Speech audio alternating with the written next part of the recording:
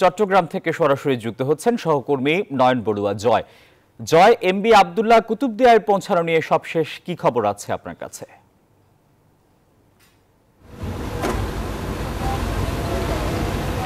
ধন্যবাদ আসিফ টিপু। আমরা যে ঘাটে দাঁড়িয়ে কথা বলছি এখানেই আগামীকাল বিকেল অথবা দুপুরের দিকে নাবিকদের নিয়ে আসার কথা রয়েছে আমরা জেনেছি। একই সাথে যে কুতুবদিয়ায় আজকে রাতের মধ্যে কুতুবদিয়ায় এই জাহাজটি পৌঁছার কথা রয়েছে। এখন বঙ্গোপসাগরে আছে, বঙ্গোপসাগর দিয়ে কিন্তু কুতুবদিয়া চ্যানেলে গিয়ে সেই যেহেতু সাগর একটু উত্তাল, তার কারণে পণ্য খালাস করতে একটু ধীর গতিও হতে পারে বলে তারা জানিয়েছেন।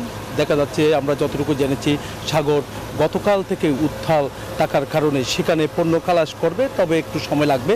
এই কারণে নাবিকদের আগামীকাল এই স্পিড বোট বা জাহাজে করে তাদেরকে নিয়ে আসার কথা রয়েছে, অন্য একটি জাহাজে করে নিয়ে আসার কথা রয়েছে। তবে সেখানে এই জাহাজের পণ্য খালাসের পর আবার বেশিরভাগ পণ্য খালাস করার কথা রয়েছে চট্টগ্রাম বন্দরে। সেখানে কুতুবদিয়াতে দুদিন থাকার কথা রয়েছে।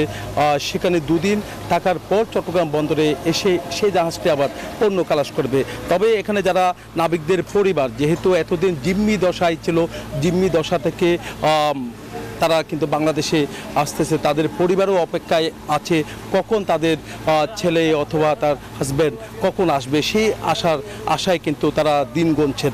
তা আমরা কর্তৃপক্ষের সাথে কথা বলেছি, তারা বলছেন আগামীকাল নাবিকদের 23 নাবিককে তারা এখানে নিয়ে আসবে অন্য একটি জাহাজে করে।